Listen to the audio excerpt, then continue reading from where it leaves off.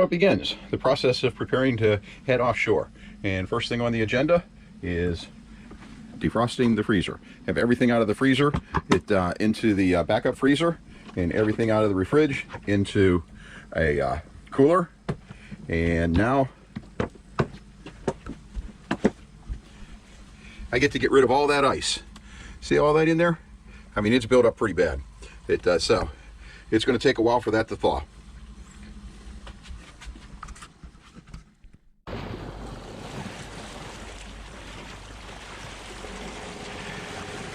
Preparing to go offshore is a pretty big deal, a little bit of a challenge.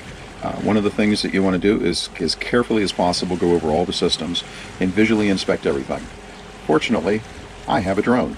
And so I was able to use my drone to fly around my vessel and climb up the mast virtually, just to kind of look things over and see if there's anything I could see that looked out of place, broken, or a little bit of a hazard. It took a few minutes to do, but I got to get a good close look at the top of the mast and scout around and see if there's anything out of line. I did notice one thing that I've kind of been puzzled about for a few years, and that is from one direction, it seems like I can't see my anchor light. And that just became very obvious as my drone swung around, that the aerometer blocked the anchor light from one direction. It's a very, very narrow, specific spot. I don't know if there's anything I can do to fix it, but everything does look in order.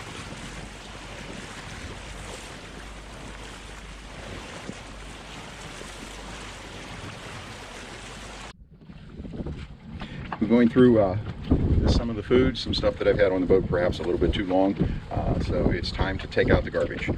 That's one of the things I need to do before I depart. And you can see I've got a lot of trash.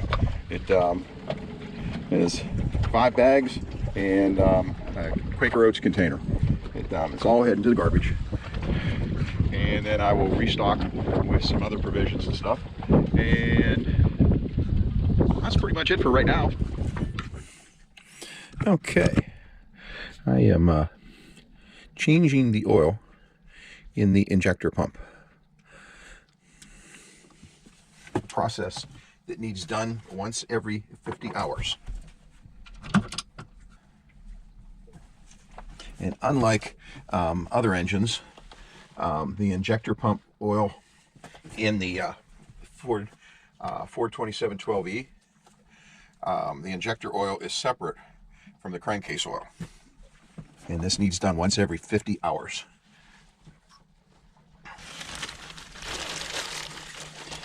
And of course, it isn't the most convenient thing to get to.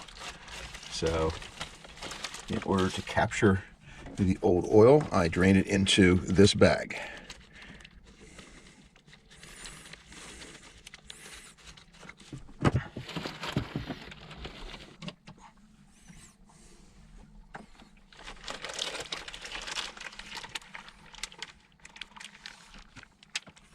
And this is the oil that I took out.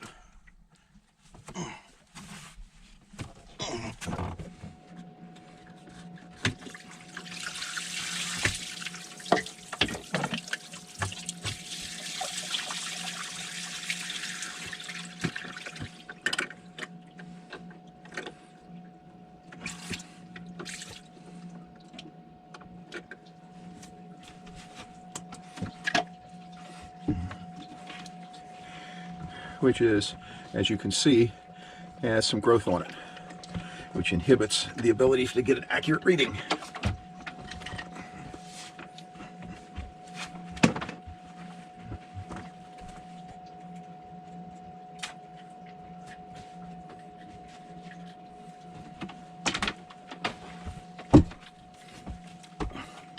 And there's what it looks like when it's cleaned.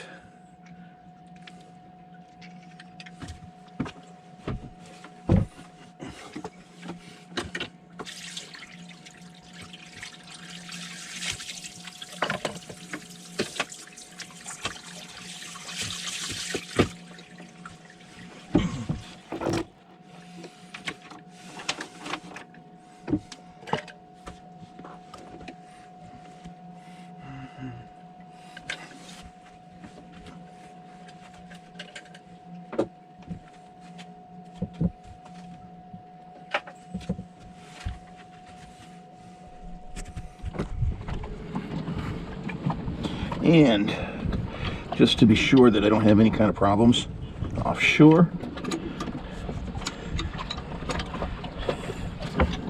I'm checking all the steering cables.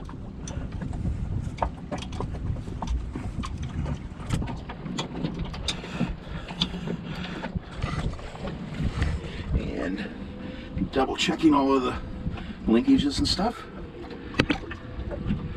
And everything looks really good.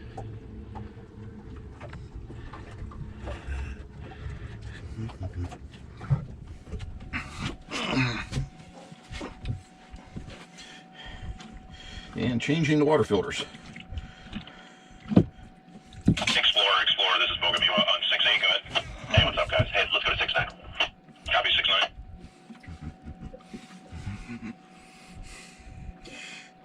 Definitely looking bad. Yep, no doubt about it. This filter is definitely exceeded its lifespan. It needed to be replaced. Time to toss it in the trash. And that's a new filter.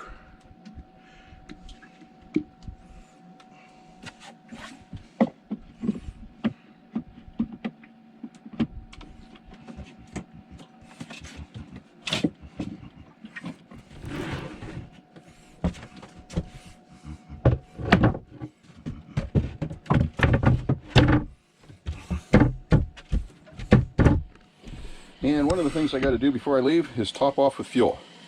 I am down to about 1/4 of a tank, so I figure I'm going to take 80-90 gallons to fill it up. Between 11 5-gallon containers, or about 60 gallons up on deck, and 120 gallons here, I should have somewhere in the vicinity of 180 gallons of fuel total on board. And that should get me 500-600 miles. So we're going to have to sail at least one day. So anyway, filling her up. And it's always good to do a bilge inspection and make sure that everything is doing well. That we're not taking on any water and the bilges are dry.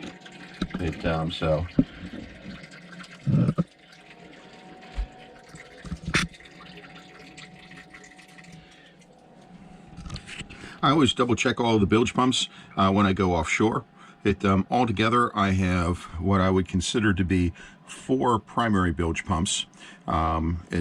This one here is a 350 gallon per bilge pump, and is the first one to go on. This one comes on second. These 2 are backups. This particular one here is a secondary complete manual automatic bilge pump system. So even if these 2 fail, I can use this one. And this one is a high rate, 3,500 gallons per hour bilge pump, so this is a very high flow rate. In addition to that, I have a manual bilge pump, and I also have both the engine and the generator set up in such a way that I can use the water intake from the engine or the water intake from the generator as a bilge pump as well. So altogether, I have a lot of different ways to evacuate water from the bilge in the event of an emergency. And I think those things are kind of important offshore, because when you're offshore, help is not going to be immediate. You need to be pretty much self-contained and able to deal with whatever emergencies arise.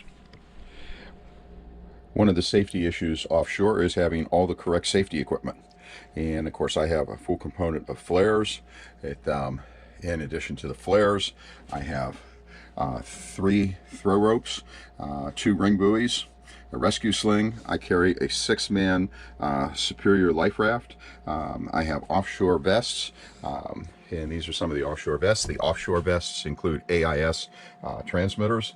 I chose to go with AIS transmitters because I felt the best source of rescue was the boat itself. So in the event that somebody goes overboard, the AISs will automatically show on the chart plotter on the vessel. They now make a new one that includes a PLB and an AIS, personal locator beacon. I would strongly recommend those over the AIS alone. But that's what I have for safety equipment. If you're going to go offshore, you need to have backups. Granted, we're not going to be more than about 125, 130 miles offshore of land at any one spot. But if everything goes wrong, you ought to have at least some sort of a backup. I do have celestial navigation on the vessel. and know how to use it, although I may be a little bit out of practice. I also carry paper charts. And even though they're older charts, the land masses are still in the correct locations, and I would be able to chart a course that would be able to get me to a safe port if I needed to. Backups are always an important thing.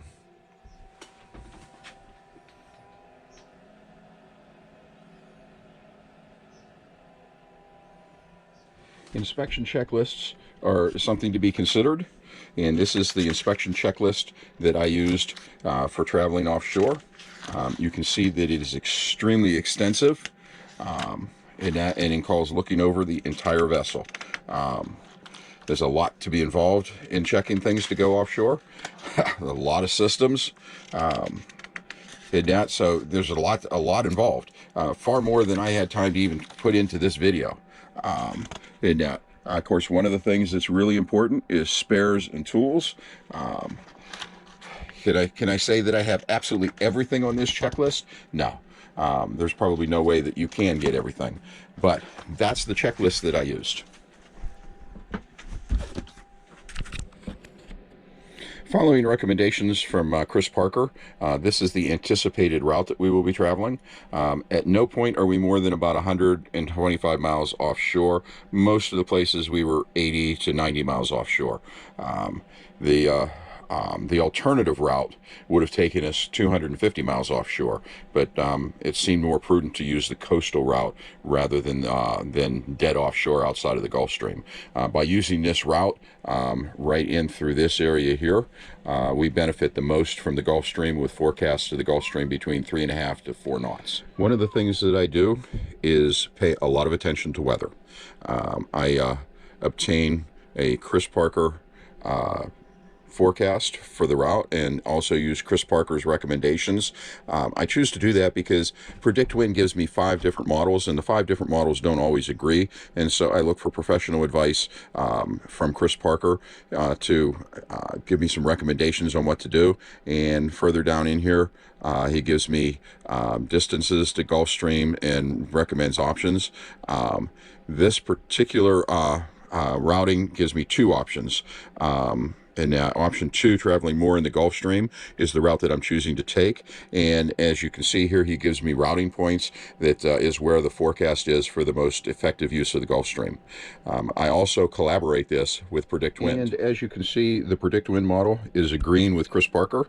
And so this is kind of the forecast that we looked at. Very much a benign forecast, not great wind, a little bit light, but a good trip all the way up. The takeaway that I have from this is check, and double check, but you can't be guaranteed of what the forecast is going to be. You get out there and the forecast is one thing, and the reality is sometimes somewhat different. And so you need to be prepared for whichever one it's going to be, because once you're out there, even though you might have vessels close by, you still have to be pretty much on your own, because about the only way they can rescue you is if you abandon ship. And that's not necessarily a good thing, although if necessary, it's what you need to do. While offshore, I have 3 people on land that are tracking me using my tracking devices.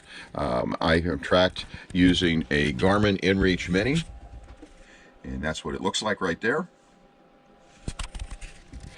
So 3 people on land are tracking me. In addition to that, I have 2 other buddy boats that are ahead of me that are also tracking me.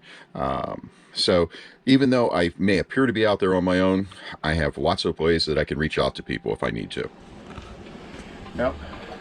We're out on the Atlantic Ocean and we're sailing. I've been sailing now most of the day, and just hit sunset on the first day out. Winds have been a little bit lighter than I would have liked. We're only getting about 9-10 knots, but we are moving along, and we're going 4.5 to 5 knots over ground, which isn't too shabby, but we're doing okay.